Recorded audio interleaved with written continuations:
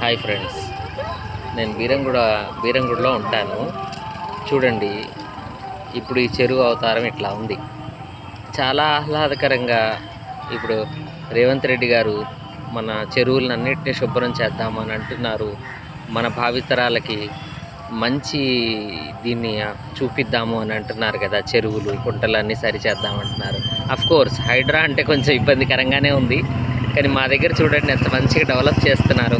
ఇక్కడ చెరువు కట్టారు, వాకింగ్కి చక్కగా చేశారు. ఇది ఎంత మంచిగా అనిపిస్తుంది చూడండి. మన వాళ్ళందరూ దగ్గర రోజు ఒక 200-300 మంది వాక్ చేస్తారు ఈ చెరువు చుట్టూ.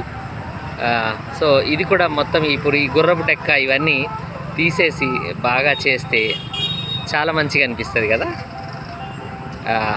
చాలా మంచిగా అనిపిస్తుంది అండి. బీరంగూడ ఈ చెరువు దగ్గర వాక్ చేస్తే ఇది చల్లగా ఉండి చాలా బాగుంటుంది.